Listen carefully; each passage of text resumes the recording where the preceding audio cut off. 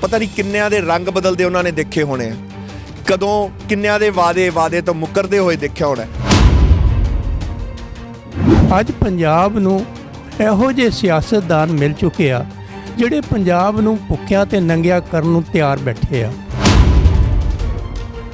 ਸਿਆਸਤਾਂ ਅਸੀਂ ਅੱਗੇ ਵੀ ਬੜੀਆਂ ਦੇਖੀਆਂ, ਪਰ ਇਸ ਵਾਲੇ ਦੀ ਸਿਆਸਤ ਅਜੀਬ ਜਿਹੀ ਹੈਗੀ ਆ।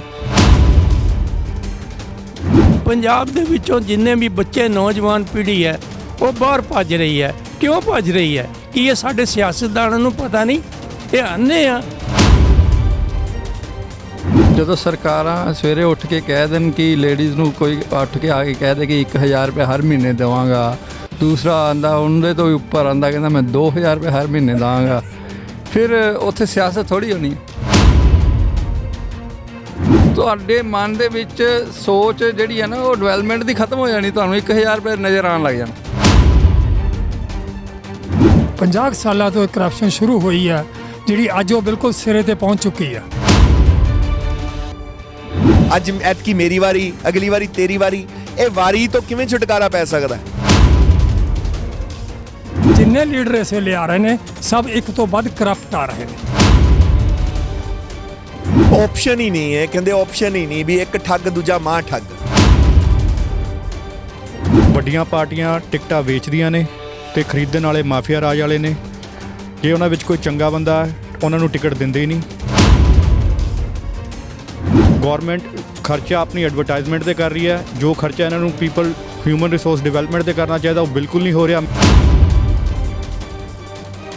ਇਹ ਜੋ ਕੁਝ ਹੋ ਰਿਹਾ ਹੈ, ਇਹ ਚੋਣ ਕਮਿਸ਼ਨ ਆਉਣ ਦੇ ਤੋਂ ਕੋਈ ਐਕਸ਼ਨ ਨਹੀਂ ਲੈ ਰਿਹਾ।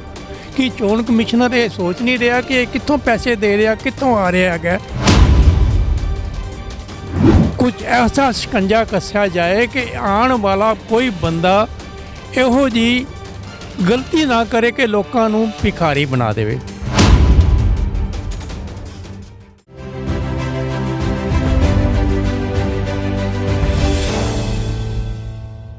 चाहते तो हम भी शराफत से थे जीना, सियासत क्या मिली, शराफत ही चली गई। चुनावी माहौल हैगा। ਅੱਜ ਫਿਰ ਅਸੀਂ ਲੁਧਿਆਣੇ ਪਹੁੰਚੇ ਆ। ਸਿਆਸਤ ਹੁੰਦੀ ਕਿੱਥੇ ਹੈ? ਸਹੀ ਸਿਆਸਤ ਹੁੰਦੀ ਹੈ ਪਾਰਕ ਦੇ ਵਿੱਚ। ਹੁੰਦੀ ਕਿੱਥੇ ਹੈ? ਕੌਣ ਕਰਦੇ ਨੇ ਸਿਆਸਤ? ਸਹੀ ਸਿਆਸਤ ਉਹ ਕਰਦੇ ਨੇ ਜੋ ਡਿਸਕਸ਼ਨ ਹੁੰਦੀ ਹੈ ਕਿ ਕਿੱਥੇ ਜਾਣੀ ਹੈ ਪੰਜਾਬ ਦੀ ਸਿਆਸਤ, ਕਿਵੇਂ ਹੋਣੀ ਚਾਹੀਦੀ ਹੈ।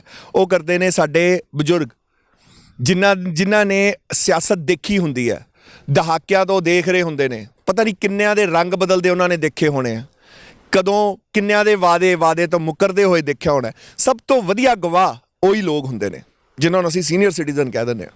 ਨਾਮ ਤਾਂ ਜ਼ਰੂਰ ਸੀਨੀਅਰ ਸਿਟੀਜ਼ਨ ਹੈ, ਪਰ ਵਿਸ਼ਵਾਸ ਕਰਨਾ ਕਿ ਪੰਜਾਬ ਦੀ ਜੇ ਅੱਜ ਅਗਰ ਬਣਾਉਣਾ ਹੋਵੇ ਨਾ, ਜੇ ਸਹੀ ਪੰਜਾਬ ਬਾਰੇ ਪੁੱਛਣਾ ਹੋਵੇ, ਇਹਨਾਂ ਤੋਂ ਵਧੀਆ ਹੋਰ ਕੋਈ ਵੀ ਨਹੀਂ ਹੋ ਸਕਦਾ ਜਿਹੜਾ ਦੱਸ ਸਕਦਾ ਕਿ ਪੰਜਾਬ ਕਿਹੜੇ ਪਾਸੇ ਜਾ ਰਿਹਾ, ਕੀ ਪੰਜਾਬ ਹੁੰਦਾ ਸੀਗਾ ਤੇ ਕੀ ਸੋਚ ਹੁੰਦੀ ਸੀਗੀ ਉਸ ਟਾਈਮ ਦੇ ਲੋਕਾਂ ਦੀ, ਤੇ ਅੱਜ ਪੰਜਾਬ ਕਿੱਥੇ ਆ ਕੇ ਖੜਾ ਹੈ। ਇਹਨਾਂ ਤੋਂ ਵਧੀਆ ਹੋਰ ਕੋਈ ਵੀ ਨਹੀਂ ਦੱਸ ਸਕਦਾ। ਅੱਜ ਅਸੀਂ ਲੁਧਿਆਣਾ ਪਾਰਕ ਦੇ ਵਿੱਚ ਪਹੁੰਚੇ ਹਾਂ। ਸੈਕਟਰ 39 ਦਾ ਇਹ ਪਾਰਕ ਹੈ ਤੇ ਇੱਥੇ ਸਾਰੇ ਸੀਨੀਅਰ ਸਿਟੀਜ਼ਨ ਨੇ, ਤੁਹਾਨੂੰ ਜ਼ਿਆਦਾਤਰ ਦੇਖੋਗੇ। ਬਾਕੀ ਸਾਡੇ ਨਾਲ ਯੂਥ ਵੀ ਖੜਾ ਹੈ। ਇਹਨਾਂ ਨਾਲ ਵੀ ਪੁੱਛਾਂਗੇ ਵੀ ਪੰਜਾਬ ਕਿਹੋ ਜਿਹਾ ਚਾਹੀਦਾ ਹੈ, ਕਿਉਂਕਿ ਸਵਾਲ ਇੱਕੋ ਹੀ ਸ਼ੁਰੂ ਹੁੰਦਾ ਹੈ, ਪੰਜਾਬ ਕਿਹੋ ਜਿਹਾ ਚਾਹੀਦਾ, ਕਿਹੋ ਜਿਹਾ ਸਿਆਸਤਦਾਨ ਚਾਹੀਦਾ। ਮੈਂ ਫਿਰ ਉਹੀ ਗੱਲ ਕਰਦਾ ਕਿ ਹੋ ਸਕਦਾ ਕਿ ਹਰੇਕ ਬੰਦਾ ਕਿਸੇ ਨਾ ਕਿਸੇ ਪਾਰਟੀ ਨਾਲ ਜੁੜਿਆ ਹੁੰਦਾ, ਪਰ ਉਹ ਉਹਦੀ ਇੱਕ ਇੰਡੀਵਿਜੂਅਲ ਰਾਏ ਹੋਏਗੀ। ਉਹ ਰਾਏ ਨਾ ਤਾਂ ਇਸ ਪ੍ਰੋਗਰਾਮ ਦੀ ਹੈ, ਨਾ ਮੇਰੀ ਹੈ, ਤੇ ਨਾ ਸਾਡੇ ਚੈਨਲ ਦੀ ਹੈ। ਮਕਸਦ ਸਿਰਫ ਇਹ ਹੈ ਕਿ ਤੁਹਾਡੇ ਸਾਹਮਣੇ ਇਹਨਾਂ ਦਾ ਸ਼ੀਸ਼ਾ ਜ਼ਰੂਰ ਲੈ ਕੇ ਆਵਾਂ, ਹਰੇਕ ਸਿਆਸਤਦਾਨ ਨੂੰ, ਕਿਉਂਕਿ ਵੋਟਾਂ ਇਹਨਾਂ ਨੇ ਦੇਣੀਆਂ। ਮੈਨੀਫੈਸਟੋ ਤੁਸੀਂ ਲਿਖਦੇ ਹੋ, ਪਰ ਚਾਹੀਦਾ ਕੀ ਹੈ ਇਹਨਾਂ ਤੋਂ ਜ਼ਿਆਦਾ ਹੋਰ ਕੋਈ ਵੀ ਨਹੀਂ ਤੁਹਾਨੂੰ ਦੱਸ ਸਕਦਾ। ਮਕਸਦ ਇਹ ਹੈ ਕਿ ਇਹ ਐਪੀਸੋਡ ਹੋਰ ਕੋਈ ਦੇਖੇ ਨਾ ਦੇਖੇ, ਸਿਆਸਤਦਾਨ ਜ਼ਰੂਰ ਦੇਖ ਲਵੇ, ਕਿਉਂਕਿ ਇਹ ਪੰਜਾਬ ਚਾਹੀਦਾ। ਸਿਰਫ ਇਹੀ ਟੀਚਾ ਲੈ ਕੇ ਚੱਲੇ ਆ। ਅੱਜ ਗੱਲ ਕਰਦੇ ਹਾਂ, ਇੱਥੇ ਮੈਂ ਮੌਜੂਦ ਹੈਗਾ ਕਿ ਇਹ ਸੀਨੀਅਰ ਸਿਟੀਜ਼ਨ ਵੈਲਫੇਅਰ ਐਸੋਸੀਏਸ਼ਨ ਹੈ। ਕੁਛ ਉਹਨਾਂ ਦੇ ਵਿੱਚ ਜੋ ਕਿ ਅੰਕਲ ਹੈਗੇ ਨੇ, ਅਤੇ ਕੁਛ ਯੂਥ ਹੈਗਾ ਇੱਥੋਂ ਦਾ ਜੋ ਕਿ ਇੱਥੇ ਪਾਰਕ ਦੇ ਵਿੱਚ ਘੁੰਮ ਰਿਹਾ ਸੀ, ਕਿਉਂਕਿ ਅਤੇ ਇਸ ਵਜ੍ਹਾ ਨਾਲ ਆਪਾਂ ਸਾਰਿਆਂ ਦੇ ਉਵੇਂ ਹੀ ਸਵਾਲ ਕਰਾਂਗੇ। ਪਹਿਲਾਂ ਆਪਾਂ ਗੱਲ ਕਰਦੇ ਹਾਂ। ਸਤਿ ਸ਼੍ਰੀ ਅਕਾਲ ਅੰਕਲ। ਸਤਿ ਸ਼੍ਰੀ ਅਕਾਲ ਜੀ। ਅੰਕਲ ਜੀ ਥੋੜ੍ਹਾ ਜਿਹਾ ਆਪਣੇ ਬਾਰੇ ਪਹਿਲਾਂ ਦੱਸੋ। ਸਤਿ ਸ਼੍ਰੀ ਅਕਾਲ ਜੀ। ਮੇਰਾ ਨਾਮ ਗੁਰਚਰਨ ਸਿੰਘ ਹੈ ਜੀ। मैं सीनियर सिटीजन वेलफेयर एसोसीएशन का जनरल सैकटरी हाँ और मेरी इस वेले उम्र 82 है। और मैं ਜਦੋਂ तक इस लुधियाने ਦੇ ਵਿੱਚ ਇਲੈਕਸ਼ਨਾਂ ਹੁੰਦੀਆਂ ਨੇ ਕਾਫੀ ਇਲੈਕਸ਼ਨ ਦੇ ਨਾਲ ਕੰਪੇਨਾਂ ਦੇ ਨਾਲ ਵੀ ਜੁੜਿਆ ਰਿਹਾ ਔਰ ਨਾਲ ਦੇਖਿਆ ਵੀ ਹੈ ਕਿ ਇੱਥੇ ਕੰਪੇਨ ਕਿਹੋ ਜਿਹੀ ਹੋ ਰਹੀ ਹੈ ਔਰ ਅੱਜ ਦੀ ਕੰਪਲੇਨ ਦਾ ਕੀ ਹਾਲ ਹੈ। ਅੱਜ ਪੰਜਾਬ ਨੂੰ ਇਹੋ ਜਿਹੇ ਸਿਆਸਤਦਾਨ ਮਿਲ ਚੁੱਕੇ ਆ ਜਿਹੜੇ ਪੰਜਾਬ ਨੂੰ ਭੁੱਖਿਆਂ ਤੇ ਨੰਗਿਆਂ ਕਰਨ ਨੂੰ ਤਿਆਰ ਬੈਠੇ ਆ। ਕੋਈ ਤਾਂ ਕਹਿੰਦਾ ਜੀ 200 ਯੂਨਿਟ ਲੈ ਲਓ, ਕੋਈ ਕਹਿੰਦਾ, ਦੂਸਰਾ ਕਹਿੰਦਾ ਜੀ ਮੈਂ 300 ਯੂਨਿਟ ਦੇਣਾ, ਇੱਕ ਕਹਿੰਦਾ ਜੀ ਮੈਂ ਮਕਾਨ ਬਣਾ ਦਿੰਦਾ, ਦੂਜਾ ਕਹਿੰਦਾ ਮੈਂ ਬਿਜਲੀ ਦੇ ਬਿੱਲ ਮਾਫ ਕਰ ਦਿੰਦਾ। ਕੁਛ ਵਾਰ ਇਸ ਤਰ੍ਹਾਂ ਲੋਕਾਂ ਨੂੰ ਗਿਫਟ ਦੇ ਰਹੇ ਆ ਜਿਵੇਂ ਇਹਨਾਂ ਦੀ ਜੱਦੀ ਜਾਇਦਾਦ ਹੋਵੇ। ਯਾਨੀ ਜੋ ਵੀ ਸਾਨੂੰ ਦੇਣਗੇ ਕੀ ਅਸੀਂ ਬਜ਼ੁਰਗ ਇਹ ਮਹਿਸੂਸ ਨਹੀਂ ਕਰ ਸਕਦੇ ਕਿ ਜੋ ਸਾਨੂੰ ਇਹ ਦੇ ਰਹੇ ਆ ਇਹ ਸਾਡਾ ਹੀ ਗਲਾ ਵੱਢ ਕੇ ਜਿਹੜਾ ਮਿਡਾਕਲ ਹੈ ਉਹਦੇ 'ਤੇ ਲੋਡ ਪਏਗਾ। ਇਹ ਸਾਰੇ ਹੀ ਅਸੀਂ ਬਜ਼ੁਰਗ ਇਹ ਸੋਚ ਰਹੇ ਹਾਂ ਕਿ ਦੇਖੋ ਗੱਲ ਹੈਗੀ ਹੈ ਵੀ ਸਿਆਸਤਾਂ ਅਸੀਂ ਅੱਗੇ ਵੀ ਬੜੀਆਂ ਦੇਖੀਆਂ ਪਰ ਇਸ ਵਾਲੇ ਦੀ ਸਿਆਸਤ ਅਜੀਬ ਜਿਹੀ ਹੈਗੀ ਹੈ। ਇਸ ਵੇਲੇ ਜਿਹੜੀਆਂ ਵੀ ਪਾਰਟੀਆਂ ਆਈਆਂ ਨੇ ਉਹ ਤਾਂ ਇਹ ਸਮਝਦੀਆਂ ਨੇ ਵੀ ਜਿੰਨਾ ਕੁ ਪੈਸਾ ਅਸੀਂ ਆਪਣੇ ਕੋਲੋਂ ਦੇ ਕੇ ਲੋਕਾਂ ਨੂੰ ਲੁਭਾ ਲਈਏ। ਅੱਗੇ ਤਾਂ ਸੀਮਤ ਹੁੰਦੀ ਸੀ ਸ਼ਰਾਬਾਂ ਤੱਕ, ਹੁਣ ਸੀਮਤ ਇੱਥੋਂ ਤੱਕ ਹੋ ਗਈ ਹੈ ਕਿ ਲੋਕ ਇਸ ਤਰ੍ਹਾਂ ਪੈਸਾ ਵੰਡ ਰਹੇ ਆ ਜਿਵੇਂ ਉਹਨਾਂ ਦੇ ਪਿਓ ਦੀ ਜਾਇਦਾਦ ਹੈ। ਔਰ ਅਗਰ ਉਹਨਾਂ ਦੀ ਜਾਇਦਾਦ ਵੇਖੀ ਜਾਏ ਤਾਂ ਉਹਨਾਂ ਦਾ ਨਾ ਤਾਂ ਉਹ ਆਪਣੀ ਜਾਇਦਾਦ ਬਾਰੇ ਕੋਈ ਵੇਰਵਾ ਦਿੰਦੇ ਆ ਨਾ ਕਰਦੇ ਹੈਗੇ ਆ। ਪੈਸੇ ਇਸ ਵੇਲੇ ਸਿਆਸਤ ਬਹੁਤ ਗੰਦੀ ਹੈ ਔਰ ਸਾਡੇ ਜੋ ਬਜ਼ੁਰਗਾਂ ਨੇ ਸਿਆਸਤ ਬਣਾਈ ਸੀ, ਸਾਹਿਬ ਸ੍ਰੀ ਗੁਰੂ ਹਰਗੋਬਿੰਦ ਸਾਹਿਬ ਨੇ ਸਿਆਸਤ ਬਣਾਈ ਸੀ, ਉਸ ਵੇਲੇ ਹਿੰਦੁਸਤਾਨ ਦਾ ਬੁਰਾ ਹਾਲ ਸੀ ਔਰ ਜ਼ੁਲਮ ਦਾ ਬਹੁਤ ਵਾਲਾ ਸੀ। ਉਸ ਵੇਲੇ ਉਹਨਾਂ ਨੇ ਅਕਾਲ ਤਖਤ ਦੀ ਸਿਰਜਣਾ ਕੀਤੀ ਔਰ ਸਿਰਜਣਾ ਇਸ ਹਿਸਾਬ ਨਾਲ ਕੀਤੀ ਕਿ ਹਰਿਮੰਦਰ ਸਾਹਿਬ ਜਿਹੜਾ ਬਣਾਇਆ ਉਹਦੇ ਸਾਹਮਣੇ ਅਕਾਲ ਤਖਤ ਬਣਾਇਆ। ਇੱਕ ਪਾਸੇ ਧਾਰਮਿਕ ਸੀ ਔਰ ਦੂਸਰੇ ਪਾਸੇ ਸਿਆਸਤ ਸੀ, ਲੇਕਿਨ ਉਸ ਵੇਲੇ ਸਿਆਸਤ ਨੂੰ ਧਾਰਮਿਕ ਦੇ ਨਾਲ ਜੋੜਿਆ ਗਿਆ ਔਰ ਧਾਰਮਿਕ ਨਾਲ ਜਦੋਂ ਬੰਦਾ ਜੁੜਦਾ ਹੈ ਤਾਂ ਉਹਨੂੰ ਕੋਈ ਸ਼ਰਮ ਆ ਹੁੰਦੀ ਹੈ ਕਿ ਇਹ ਧਰਤੀ ਜੋ ਹੈ ਇਹ ਸ਼੍ਰੀ ਰਾਮ ਦੀ ਹੈ, ਇਹ ਧਰਤੀ ਸ਼੍ਰੀ ਕ੍ਰਿਸ਼ਨ ਦੀ ਹੈ, ਇਹ ਧਰਤੀ ਗੁਰੂ ਨਾਨਕ ਦੀ ਹੈ। ਲੇਕਿਨ ਅੱਜ ਉਸ ਧਰਤੀ ਦੇ ਵਿੱਚ ਵੰਡ ਪਾ ਕੇ ਜਾਤਵਾਦ, ਭਾਈਵਾਦ, ਗਰੀਬ ਅਮੀਰ ਦੀਆਂ ਵੋਟਾਂ ਲੈਣ ਦੇ ਲਈ ਨਾ ਇਹ ਕੁਝ ਹੋ ਰਿਹਾ ਹੈ ਕਿ ਜਿਹਨੂੰ ਅਸੀਂ ਸੁਣ ਕੇ ਵੀ ਨਾ ਦੁਖੀ ਹੋ ਰਹੇ ਹਾਂ। ਇਸ ਵੇਲੇ ਬਜ਼ੁਰਗ ਜਿੰਨੇ ਆ ਜਦੋਂ ਵੀ ਅਸੀਂ ਮੀਟਿੰਗ ਕਰਨੇ ਆ ਜਾਂ ਅਸੀਂ ਪਾਰਕ 'ਚ ਬੈਠਨੇ ਆ ਸਾਡਾ ਇੱਕੋ ਹੀ ਵਿਸ਼ਾ ਹੁੰਦਾ ਹੈ ਕਿ ਦੇਖੋ ਅਸੀਂ ਕੀ ਕਰਾਂਗੇ, ਆਉਣ ਵਾਲੇ ਬੱਚੇ ਕੀ ਕਰਨਗੇ, ਆਉਣ ਵਾਲੇ ਬੱਚਿਆਂ ਦਾ ਭਵਿੱਖ ਕੀ ਹੋਵੇਗਾ। ਪੰਜਾਬ ਦੇ ਵਿੱਚੋਂ ਜਿੰਨੇ ਵੀ ਬੱਚੇ ਨੌਜਵਾਨ ਪੀੜ੍ਹੀ ਹੈ ਉਹ ਬਾਹਰ ਭੱਜ ਰਹੀ ਹੈ। ਕਿਉਂ ਭੱਜ ਰਹੀ ਹੈ? ਕੀ ਇਹ ਸਾਡੇ ਸਿਆਸਤਦਾਨਾਂ ਨੂੰ ਪਤਾ ਨਹੀਂ ਇਹ ਅੰਨੇ ਆ ਜਾਂ ਇਹ ਬੋਲੇ ਆ ਜਾਂ ਇਹਨਾਂ ਨੂੰ ਕੋਈ ਪਤਾ ਨਹੀਂ ਲੱਗ ਰਿਹਾ? ਇਹਦਾ ਵੀ ਜਵਾਬ ਆਪਾਂ ਬਾਕੀਆਂ ਤੋਂ ਲੈਂਦੇ ਆ ਵੀ ਤੁਸੀਂ 3-4 ਸਵਾਲ ਕੀਤੇ ਨੇ। ਦੇਖੀਏ ਵੀ ਹੁਣ ਤੁਹਾਡੇ ਇਹਨਾਂ ਸਵਾਲਾਂ ਤੋਂ ਬਾਕੀ ਕਿੰਨਾ ਮਤਲਬ ਇਤਫਾਕ ਰੱਖਦੇ ਨੇ। ਸਤਿ ਸ਼੍ਰੀ ਅਕਾਲ। ਸਤਿ ਸ੍ਰੀ ਅਕਾਲ ਜੀ। ਕੀ ਸੋਚਦੇ ਹੋ ਮਤਲਬ ਜੋ ਚੀਜ਼ਾਂ ਕਹਿ ਰਹੇ ਨੇ ਕਿ ਇਸ ਟਾਈਮ ਜੋ ਸਿਆਸਤਦਾਨ ਸਿਆਸਤ ਕਰ ਰਹੇ ਨੇ ਤੁਹਾਨੂੰ ਲੱਗਦਾ ਹੈ ਕਿ ਮਤਲਬ ਇਹਦੇ 'ਚ ਬਦਲਾਵ ਚਾਹੀਦਾ? ਹਾਂਜੀ ਬਹੁਤ ਬਦਲਾਅ ਚਾਹੀਦਾ ਵਾ। ਬਾਕੀ ਇਹ ਹੈ ਵੀ ਜਿੰਨੇ ਵੀ ਆਪਣੇ ਇੰਡੀਆ ਦੇ ਲੀਡਰ ਨੇ, ਚਾਹੇ ਮੋਦੀ ਹੈ ਚਾਹੇ ਕੋਈ ਵੀ ਹੈਗਾ ਪੰਜਾਬ ਦੇ, ਚਾਹੇ ਕਿਸੇ ਇਲਾਕੇ ਦੇ, ਭਾਵੇਂ ਹਰਿਆਣੇ ਦੇ ਹੈ ਭਾਵੇਂ ਕਿਸੇ ਸਟੇਟ ਦੇ ਹੈਗੇ ਨੇ, ਇਹ ਸਭ ਸਾਰੇ ਚੋਰ ਹੋਏ ਹੋਏ ਨੇ ਇਸ ਟਾਈਮ, ਕਿਉਂਕਿ ਇਹ ਦੁਨੀਆ ਦਾ ਕੁਛ ਨਹੀਂ ਸੋਚ ਰਹੇ ਹੈਗੇ। ਟਰਾਂਸਪੋਰਟ ਤਾਂ ਥੱਲੇ ਫੇਲ ਹੋ ਗਈ ਹੈ, ਬਾਕੀ ਹੋਰ ਕਾਰੋਬਾਰ ਸਾਰਾ ਪੰਜਾਬ ਹਿੰਦੁਸਤਾਨ ਦਾ ਬੇੜਾ ਗਰਕ ਬਹਿ ਹੋ ਗਿਆ ਵਾ। ਕੋਈ ਨਹੀਂ ਸਮਝ ਰਿਹਾ ਇਹਨਾਂ ਲੀਡਰਾਂ ਲੋਕ ਕੰਮਾਂ ਨੂੰ, ਇਸ ਕਰਕੇ ਕੋਈ ਨਹੀਂ ਸਮਝ ਰਿਹਾ ਲੀਡਰਾਂ ਨੂੰ। ਸਤਿ ਸ਼੍ਰੀ ਅਕਾਲ ਜੀ। ਸਤਿ ਸ਼੍ਰੀ ਅਕਾਲ ਜੀ। ਯੁਵਾ ਹੋ ਤੁਸੀਂ ਪਹਿਲਾਂ ਥੋੜ੍ਹਾ ਜਿਹਾ ਆਪਣੀ ਇੰਟਰੋਡਕਸ਼ਨ। ਮੇਰਾ ਨਾਮ ਤੀਰਥ ਤਨੇਜਾ ਹੈ, ਮੈਂ ਉਰੇ 39 ਸੈਕਟਰ ਦਾ ਰੈਜ਼ੀਡੈਂਟ ਹਾਂ। ਅਤੇ ਕਿਵੇਂ ਲੱਗਦੀ ਹੈ ਸਿਆਸਤ ਕਿੱਧਰ ਜਾ ਰਹੀ ਹੈ? ਕੀ ਵਾਕਈ ਇਹੋ ਜਿਹੀ ਸਿਆਸਤ ਚਾਹੀਦੀ ਹੈ ਪੰਜਾਬ ਨੂੰ? ਨਹੀਂ, ਸਿਆਸਤ ਤਾਂ ਇੱਦਾਂ ਦੀ ਨਹੀਂ ਚਾਹੀਦੀ। ਨੋ ਡਾਊਟ ਤੁਸੀਂ ਜੋ ਵੀ ਕਹਿ ਰਹੇ ਹੋ ਸਹੀ ਕਹਿ ਰਹੇ ਹੋ ਕਿ ਸਿਆਸਤ ਇੱਕ ਇਸ ਦਿਸ਼ਾ 'ਚ ਜਾ ਰਹੀ ਹੈ ਕਿ ਹਰ ਜਗ੍ਹਾ ਫ੍ਰੀ ਨਾਲ ਨਹੀਂ ਕੰਮ ਸਰ ਸਕਦਾ।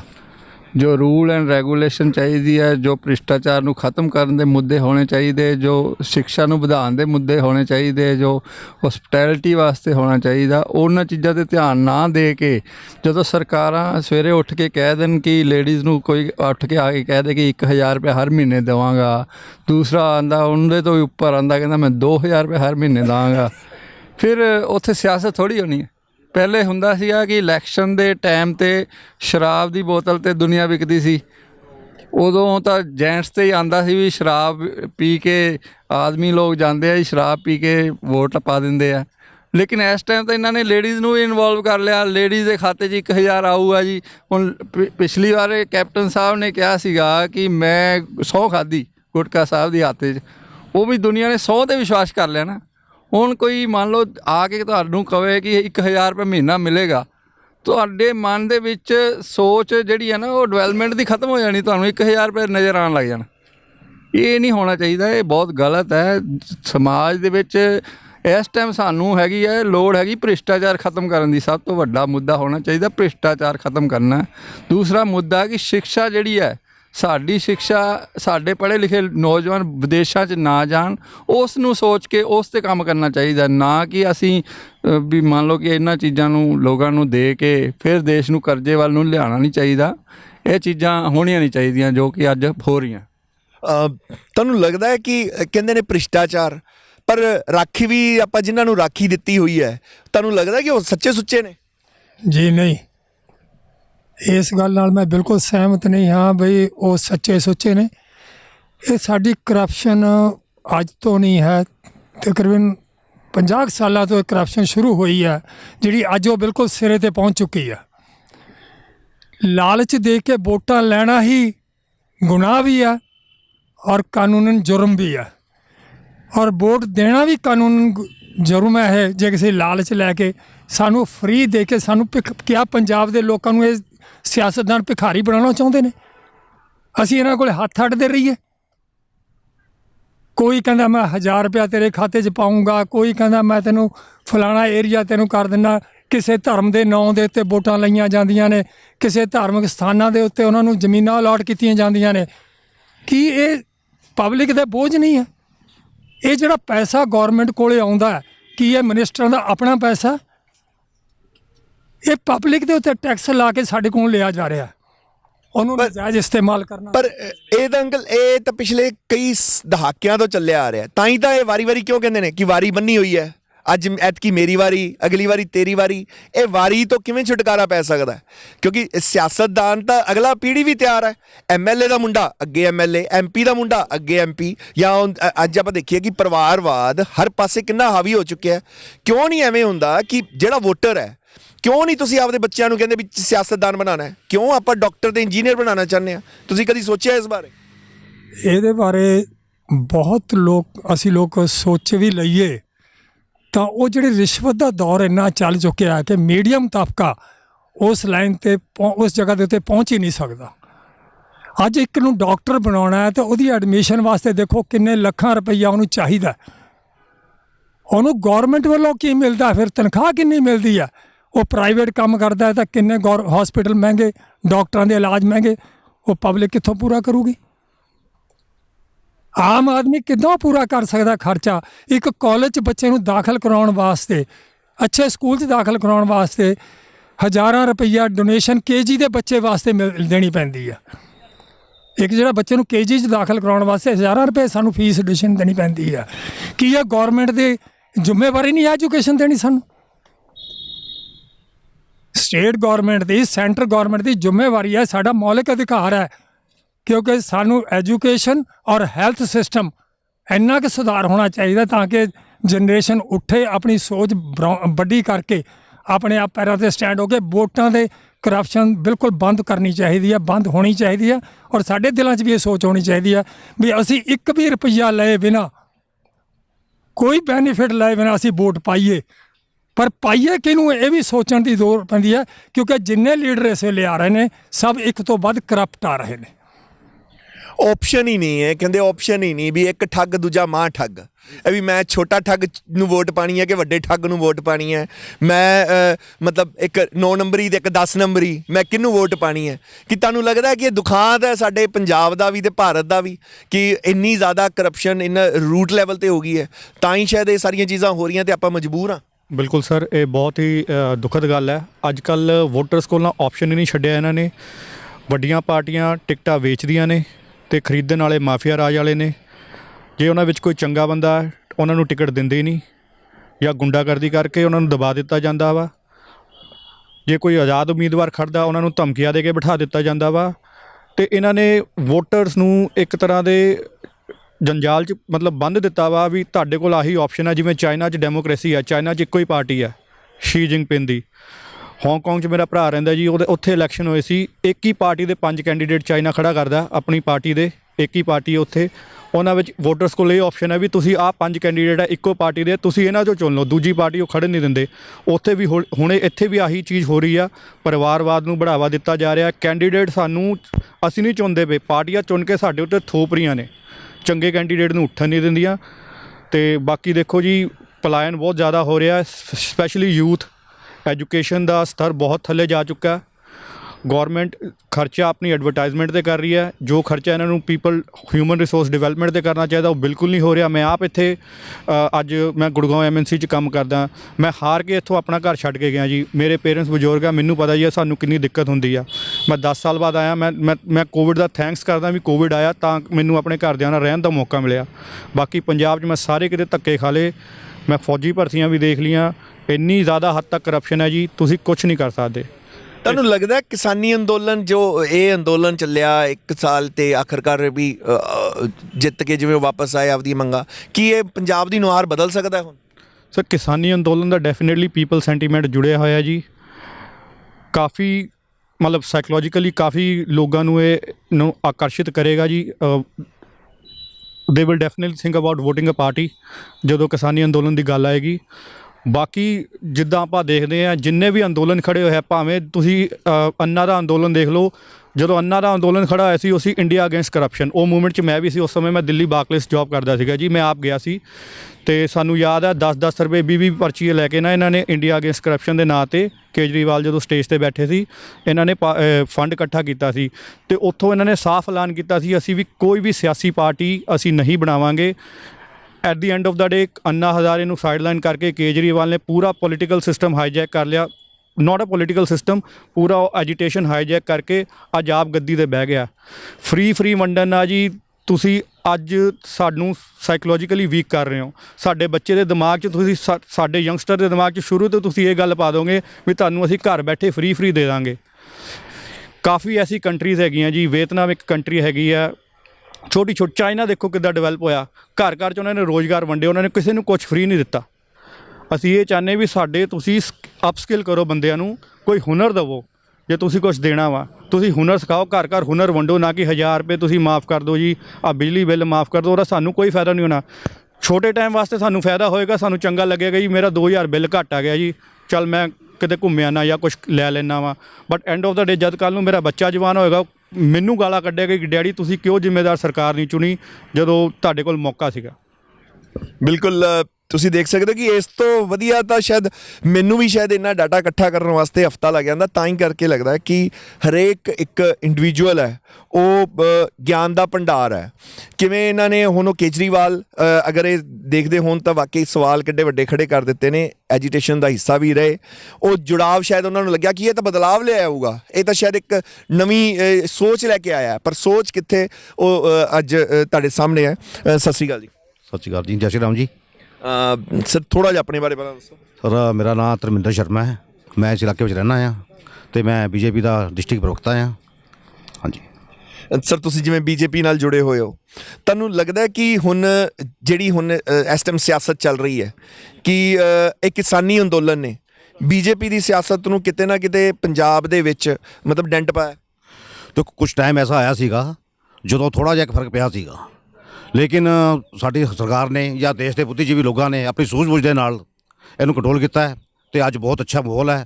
ਇੰਨਾ ਕੁ ਅੱਛਾ ਮਾਹੌਲ ਹੈ ਕਿ ਹਰ ਅਲੱਗ-ਅਲੱਗ ਪਾਰਟੀਆਂ ਲੋਕ ਅੱਜ BJP ਸ਼ਾਮਲ ਹੋ ਰਹੇ ਨੇ, ਇੱਕ ਤੋਂ ਇੱਕ ਜਲਸੇ BJP ਦੇ ਹੋ ਰਹੇ, ਇੱਕ ਤੋਂ ਰੈਲੀਆਂ ਹੋ ਰਹੀਆਂ ਨੇ, ਬਹੁਤ ਅੱਛਾ ਮਾਹੌਲ ਹੈ, ਕੋਈ ਐਸੀ ਦਿੱਕਤ ਨਹੀਂ ਹੈ। ਨਹੀਂ ਬਿਲਕੁਲ ਤੁਹਾਡੀ ਗੱਲ ਸਹੀ ਹੈ। ਹੁਣ ਇੱਕ ਸਵਾਲ ਇਹ ਹੈ ਕਿ ਕਿਸਾਨੀ ਅੰਦੋਲਨ ਤੋਂ ਪਹਿਲਾਂ ਵਾਲੀ BJP, ਉਹ ਵਾਲਾ ਮਾਹੌਲ ਤੇ ਹੁਣ ਵਾਲਾ ਮਾਹੌਲ, ਦੋਨਾਂ 'ਚ ਫਰਕ ਕਿਵੇਂ ਲਿਖਦੇ ਹੋ? ਪਲੱਸ ਕੇ ਮਾਈਨਸ ਕਿਸ ਹਿਸਾਬ ਨਾਲ ਹੈ? ਇਹ ਇਮਾਨਦਾਰੀ ਨਾਲ ਜਵਾਬ ਦਿਓ। ਦੇਖੋ ਇਸ ਤਰ੍ਹਾਂ ਹੈ, BJP ਦੇ ਵਿੱਚ ਜੋ ਕਾਰਿਆਕਰਤਾ ਪਹਿਲਾਂ ਸੀ ਅੱਜ ਵੀ ਉੱਦਾਂ ਹੀ ਅਟੁੱਟ ਖੜਾ ਹੈ, ਪਹਿਲਾਂ ਵੀ ਰੂਟ ਸੀਗਾ ਅੱਜ ਵੀ ਹੈ, ਲੇਕਿਨ ਇੰਨਾ ਕੁ ਫਰਕ ਜ਼ਰੂਰ ਪਿਆ ਹੈ ਕਿ ਕਿਸਾਨ ਅੰਦੋਲਨ ਜਿਵੇਂ ਵਾਪਸ ਲੈਣ ਵਾਸਤੇ ਲੈਣ ਦੇ ਕਾਰਨ ਲਗਭਗ ਪਾਰਟੀਆਂ ਜੋ ਲੋਕ ਅੱਜ BJP ਸ਼ਾਮਲ ਹੋ ਰਹੇ ਨੇ ਉਹਦੇ ਨਾਲ ਅਸੀਂ ਹੋਰ ਸਟਰੋਂਗ ਹੋ ਕੇ ਨਿਕਲਾਂਗੇ, ਇਹ ਫਰਕ ਜ਼ਰੂਰ ਪਿਆ ਦੇ ਵਿੱਚ ਪਿਆ ਹੈ। ਤੁਹਾਨੂੰ ਲੱਗਦਾ ਹੈ ਨਾ ਮਤਲਬ ਕਿ ਹੁਣ ਜਿਹੜੀ ਬਾਕੀ ਪਾਸੇ ਸਿਆਸਤ ਹੈ ਕਿ ਹੁਣ ਬੀਜੇਪੀ ਕੈਪਟਨ ਸਾਹਿਬ ਨਾਲ ਸਰਕਾਰ ਮਤਲਬ ਮਿਲ ਕੇ ਜੋ ਚੀਜ਼ਾਂ ਚੱਲ ਰਹੀਆਂ, ਇੱਕ ਟਾਈਮ ਇਹ ਹੀ ਸੀ ਬੀਜੇਪੀ ਜਿਹੜੇ ਕਿ ਕੈਪਟਨ ਤੇ ਸਵਾਲ ਚੱਕਦੀ ਸੀ, ਕੀ ਅੱਜ ਬੀਜੇਪੀ ਉਹ ਸਹੁੰ ਭੁੱਲ ਜਾਏਗੀ? ਕੀ ਅੱਜ ਬੀਜੇਪੀ ਹੁਣ ਗੁਟਕਾ ਸਾਹਿਬ ਜਦੋਂ ਹਰੇਕ ਬੀਜੇਪੀ ਦਾ ਨੇਤਾ ਇਹ ਸਭ ਚੀਜ਼ਾਂ ਤੇ ਹੁੰਦਾ ਸੀ ਵੀ ਗੁਟਕਾ ਸਾਹਿਬ ਦੀ ਝੂਠੀ ਸਹੁੰ ਖਾ ਲਈ, ਤੇ ਜੇ ਹੁਣ ਉਹ ਸਾਰੀਆਂ ਚੀਜ਼ਾਂ ਨੂੰ ਕੀ ਉਹ ਦਰਕਿਨਾਰ ਕਰਕੇ ਕਿ ਅੱਜ ਉਸੇ ਬੰਦੇ ਨਾਲ ਤੁਸੀਂ ਕਿਵੇਂ ਉਹ ਪਾਰਟੀ ਨੂੰ ਗਠਬੰਧਨ ਕਿਵੇਂ ਲੋਕਾਂ ਨੂੰ ਉਹ ਚੀਜ਼ਾਂ ਸਮਝਾ ਦੋਗੇ ਕਿ ਜਿਹੜੇ ਇੱਕ ਸਟੇਜ ਤੇ ਜਦੋਂ ਇਹ ਸਭ ਚੀਜ਼ਾਂ ਅਸੀਂ ਕੀਤੀਆਂ ਤੇ ਅੱਜ ਕਿਵੇਂ ਤੁਸੀਂ ਉਸ ਚੀਜ਼ ਨੂੰ ਅੱਗੇ ਲੈ ਕੇ ਜਾਓਗੇ? ਤਾਂ ਕੋਈ ਇਹ ਆਪਣੀ ਇੱਕ ਸੋਚ ਦਾ ਫਰਕ ਹੈ। ਜਿਸ ਟਾਈਮ ਕੈਪਟਨ ਸਾਹਿਬ ਨੇ ਸੋਚ ਚੱਕੀ ਸੀ ਜਾਂ ਉਹਨਾਂ ਨੇ ਲੱਖ-ਲੱਖ ਵਾਅਦੇ ਕੀਤੇ ਸੀ, ਉਸ ਟਾਈਮ ਉਹ ਕਾਂਗਰਸ ਪਾਰਟੀ ਵਿੱਚ ਸੀ। ਅੱਜ ਉਹਨਾਂ ਨੇ ਕਾਂਗਰਸ ਪਾਰਟੀ ਛੱਡਤੀ ਹੈ, ਜਿਹੜੀ ਉਹਨਾਂ ਦੀ ਵਿਚਾਰਧਾਰਾ ਹੈ ਉਹ ਬਦਲੀ ਹੈ, ਉਹ ਬੀਜੇਪੀ ਨਾਲ ਜੁੜੀ ਹੈ। ਕਈ ਮੀਟਿੰਗਾਂ ਹੋ ਚੁੱਕੀਆਂ ਨੇ, ਦਿੱਲੀ ਵੀ ਜਾ ਚੁੱਕੇ ਨੇ, ਇੱਥੇ ਮੀਟਿੰਗਾਂ ਹੋ ਚੁੱਕੀਆਂ ਨੇ। ਜਿਹੜੀ ਉਹਨਾਂ ਦੇ ਦਿਲ ਦੀ ਭਾਵਨਾ ਸੀਗੀ ਉਹ ਬਦਲ ਚੁੱਕੀ ਹੈ, ਵਿਚਾਰ ਉਹ ਆਪਣੇ ਅੱਛੇ ਦੇ ਰਹੇ ਨੇ, ਤਾਂ ਅੱਜ ਬੀਜੇਪੀ ਉਹਨਾਂ ਨਾਲ ਹੈ। ਕੋਈ ਐਸੀ ਗੱਲ ਨਹੀਂ ਹੈ, ਤਾਂ ਰਾਜਨੀਤੀ ਹੈ, ਚੱਲਦੀ ਰਹਿੰਦੀ ਹੈ। ਬਿਲਕੁਲ ਇਹ ਰਾਜਨੀਤੀ ਹੈ ਤੇ ਸ਼ਾਇਦ ਉਹ ਰਾਜਨੀਤੀ ਹੀ ਹੈ ਕਿ ਕਦੀ ਵੀ ਕੁਝ ਵੀ ਹੋ ਸਕਦਾ ਹੈ, ਜੋ ਆਪਾਂ ਅਕਸਰ ਹੁਣ ਦੇਖਿਆ ਹੀ ਹੈ। ਆਓ ਹੋਰ ਸਤਿ ਸ਼੍ਰੀ ਅਕਾਲ ਜੀ। ਸਤਿ ਸ਼੍ਰੀ ਅਕਾਲ ਜੀ। ਸਰ ਥੋੜਾ ਪਹਿਲਾਂ ਆਪਣਾ ਨਾਮ ਤੇ ਦੱਸੋ ਕਿੱਥੇ ਰਹਿੰਦੇ? ਨਾਮ ਜੀਤ ਕੁਮਾਰ ਹੈ ਜੀ, 38 ਸਿਰ ਰਹਿੰਦੇ ਜੀ। ਅੰਕਲ ਕਿੰਨੀ ਏਜ ਹੈ ਤੁਹਾਡੀ? ਮੇਰੀ 80 ਸਾਲ ਦੀ ਜੀ। 80 ਸਾਲ ਦੀ ਜੇ ਗੱਲ ਕਰੀਏ ਤਾਂ ਮਤਲਬ ਲਗਭਗ ਤੁਸੀਂ 8 ਇਲੈਕਸ਼ਨ ਦਾ ਦੇਖ ਹੀ ਚੁੱਕੇ ਹੋਗੇ। ਹਾਂਜੀ ਹਾਂਜੀ, ਜ਼ਿਆਦਾ ਦੇਖ ਚੁੱਕੇ ਜੀ। ਜ਼ਿਆਦਾ ਦੇਖ ਚੁੱਕੇ ਹੋ। ਕਿਵੇਂ ਦੇਖੀ ਹੈ ਪਹਿਲਾਂ ਵਾਲੀ ਸਿਆਸਤਦਾਨ ਤੇ ਅੱਜ ਦਾ ਸਿਆਸਤਦਾਨ ਤੇ ਅੱਜ ਦਾ ਪੰਜਾਬ, ਕਿੰਨਾ ਕੁ ਫਰਕ ਦੇਖ ਰਹੇ ਹੋ? ਬਹੁਤ ਜ਼ਿਆਦਾ ਫਰਕ ਪੈ ਗਿਆ ਜੀ। ਅੱਜ ਜਿਹੜੇ ਸਿਆਸਤਦਾਨ ਹੈ ਬਿਲਕੁਲ ਘਟੀਆ ਹੋ ਚੁੱਕੇ ਆ। ਕੋਈ ਕਿਹਦਾ ਸਿਸਟਮ ਰਿਹਾ ਹੀ ਨਹੀਂ, ਕੋਈ ਕਿਹਦਾ ਕਰੈਕਟਰ ਰਿਹਾ ਹੀ ਨਹੀਂ। ਕਿਉਂ ਨਹੀਂ ਅੱਜ ਇਹ ਕਿਹਾ ਜਾਂਦਾ ਕਿ ਆਪਦੇ ਬੱਚੇ ਨੂੰ ਇਹ ਨਹੀਂ ਮੋਟੀਵੇਟ ਕੀਤਾ ਜਾਂਦਾ ਕਿ ਤੂੰ ਸਿਆਸਤ ਕਰ, ਤੂੰ ਵਧੀਆ ਸਿਆਸਤਦਾਨ ਬਣ? ਕਿਉਂ ਇੱਕ ਕਰੀਅਰ ਨੂੰ ਦੇਖਿਆ ਜਾਂਦਾ ਵੀ ਚਾਹੇ ਡਾਕਟਰ ਬਣ ਜਾ, ਇੰਜੀਨੀਅਰ ਬਣ ਜਾ, ਸਿਆਸਤਦਾਨ ਤੋਂ ਕਿਉਂ ਲੋਕ ਹੱਥ ਭੱਜ ਰਹੇ ਆ? ਨਾਲੇ ਜੀ ਸਿਆਸਤਦਾਨ ਸਾਡੇ ਬੱਚੇ ਤਾਂ ਬਣ ਹੀ ਨਹੀਂ ਸਕਦੇ। ਉਹ ਤਾਂ ਸਿਆਸਤਦਾਨ ਬੱਚੇ ਬਣ ਸਕਦੇ ਆ। ਜੇ 2 ਨੰਬਰ ਰੁਪਈਆ ਇਕੱਠਾ ਕੀਤਾ ਹੁੰਦਾ ਚੱਲੀ ਜਾਂਦਾ ਕੰਮ ਬਸ। ਪਰ ਆਪਾਂ ਨੂੰ ਹੁਣ ਇਹ ਵੀ ਪਤਾ ਹੈ, ਆਪਾਂ ਕਹਿੰਦੇ ਆ ਵੀ 2 ਨੰਬਰ ਦਾ ਪੈਸਾ ਇਕੱਠਾ ਕਰ ਲਿਆ ਸਿਆਸਤਦਾਨ ਨੇ, ਉਹ ਉਹਦਾ ਬੇਟਾ ਸਿਆਸਤਦਾਨ, ਅੱਗੇ ਉਹ ਸਿਆਸਤ ਚੱਲੀ ਜਾਂਦਾ। ਪਰ ਉਹ ਸਿਆਸਤਦਾਨ ਨੂੰ ਬਣਾਉਣ ਵਾਲੇ ਤਾਂ ਆਪਾਂ ਸਾਰੇ ਹੀ ਆ, ਤਾਂ ਫਿਰ ਕਿਉਂ ਨਹੀਂ ਆਪਾਂ ਕਿਉਂ ਨਹੀਂ ਵੋਟ ਵੇਲੇ ਰੋਕਦੇ? ਇਹੀ ਚੱਕਰ ਹੈ ਜਾ ਕੇ ਆਹ ਦਵਾਂਗੇ ਮੁਫਤ, ਆਹ ਦਵਾਂਗੇ। ਫਿਰ ਤਾਂ ਮੁਫਤ ਤੇ ਪਾਬੰਦੀ ਲੱਗਣੀ ਚਾਹੀਦੀ ਆ। ਇਹ ਪਾਬੰਦੀ ਲੱਗਣੀ ਚਾਹੀਦੀ ਹੈ ਮੁਫਤ ਤੇ। ਕੋਈ ਚੀਜ਼ ਨਹੀਂ ਕੋ ਮੁਫਤ ਦੇਵੇ, ਜਿਹੜਾ ਦੇਵੇ ਉਹਨੂੰ ਅੰਦਰ ਦੇਣਾ ਚਾਹੀਦਾ ਫੜ ਕੇ। ਸਤਿ ਸ਼੍ਰੀ ਅਕਾਲ। सत श्रीकाल जी। सर थोड़ा अपना नाम दो। इंदर सिंह है जी, हरियाणा से बिलोंग करता हूँ, झज्जर से। हाँ जी। तो यहाँ आप घूमने आए हैं? नहीं, यहाँ पे सर्विस करते हैं जी, ट्रांसपोर्ट का काम है जी। अच्छा, तो हरियाणा की मतलब आपकी वोट तो हरियाणा में होगी? नहीं, यहीं पे है जी, पंजाब में बनवा रखी है जी। तो अब तो आप कह सकते हो कि फिर मैं पंजाबी हूँ। हाँ बिल्कुल जी, बिल्कुल। हाँ जी, सीनियर सिटीजन से जुड़े हुए हैं जी यहाँ पे। हाँ कैसा लग रहा है? हरियाणा से आप यहाँ पे आए, रोजगार के लिए आए होंगे? हाँ, रोजगार के लिए ही आए थे जी। आप बिल्कुल रोजगार के लिए हरियाणा से यहाँ माइग्रेट होते हैं जी। पर यहाँ पे कैसा रोजगार आपको मिला? मतलब नहीं, बहुत अच्छा भाईचारा देखने को मिलता है। यहाँ पार्क में आते हैं, बड़ा अच्छा महसूस होता है। हमारी तो यही दुआ है परमात्मा से, वाहेगुरु से, भैया ऐसे बगिया में ऐसे ही फूल खिलते रहे, ऐसे ही आपस में प्यार हमारा बढ़ता रहे। बिल्कुल। क्या पंजाब और हरियाणा के सियासतदान एक से हैं कि कुछ फर्क है दोनों में, कि वहाँ ईमानदार है और यहाँ बेईमान है, या यहाँ ईमानदार है वहाँ बेईमानी कम है? इस बारे में तो जी मतलब मेरे को तो पंजाब की सियासत थोड़ी अच्छी लगी थी, पर अब इस इलेक्शन में अब देखते हैं ये जो फ्री वाला काम हो रहा है ना, ये अच्छा है नहीं है कुछ। बिल्कुल हाँ, फ्री वाला नहीं चाहिए। हाँ, सारिਆਂ ਦਾ ਇੱਕੋ ਇਹ ਜ਼ਰੂਰ ਹੈ ਕਿ ਕਿਉਂਕਿ ਹਰੇਕ ਪਾਰਟੀਆਂ ਇਸ ਟਾਈਮ ਇਹ ਸਮਝ ਰਹੀਆਂ ਨੇ ਕਿ ਫ੍ਰੀ ਤੇ ਮਿਲਦੇ ਆ ਆਪਾਂ ਇਸ ਬ੍ਰੇਕ ਤੋਂ ਬਾਅਦ। ਨਾਲ ਇਹ ਵੀ ਦੇਖਾਂਗੇ ਕਿ ਹੁਣ ਤੱਕ ਜਿਹੜੀਆਂ ਚੀਜ਼ਾਂ ਚੱਲ ਰਹੀਆਂ ਨੇ, ਇੱਕ ਗੱਲ ਤਾਂ ਕਲੀਅਰ ਹੋ ਗਈ ਹੈ, ਚਾਹੇ ਉਹ ਪਿਛਲੀ ਵੀ ਤੁਸੀਂ ਜਿੰਨੇ ਵੀ ਐਪੀਸੋਡ ਦੇਖੇ ਨੇ, ਕਿ ਫ੍ਰੀ ਸਿਆਸਤਦਾਨਾਂ ਨੂੰ ਇਹ ਲੱਗਦਾ ਹੈ ਕਿ ਸ਼ਾਇਦ ਫ੍ਰੀ ਦੇਖ ਕੇ ਲੋਕ ਉਹਨਾਂ ਨੂੰ ਵੋਟ ਪਾ ਦੇਣਗੇ, ਪਰ ਜੋ ਹਕੀਕਤ ਲੱਗ ਰਹੀ ਹੈ ਇਹ ਫ੍ਰੀ ਨਾਮ ਤੋਂ ਹੁਣ ਸ਼ਾਇਦ ਉੱਕ ਚੱਕੇ ਨੇ। ਸ਼ਾਇਦ ਇਹਨਾਂ ਨੂੰ ਹੁਣ ਉਹ ਫ੍ਰੀ ਨਹੀਂ, ਇਹਨਾਂ ਨੂੰ ਸਿਰਫ ਇਹ ਚਾਹੀਦਾ ਹੈ ਕਿ ਅਸੀਂ ਸਭ ਕੁਝ ਖਰੀਦ ਸਕਦੇ ਹਾਂ, ਪਰ ਸਾਨੂੰ ਸਹੀ ਪੰਜਾਬ ਦੇ ਦਿਓ। ਆਓ ਅੱਗੇ ਦੇਖਦੇ ਰਹਾਂਗੇ ਕਿ ਇਹਨਾਂ ਦਾ ਹੋਰ ਕੀ ਕੁਝ ਕਹਿਣਾ ਹੈ ਸਾਡੇ ਪੰਜਾਬ ਬਾਰੇ।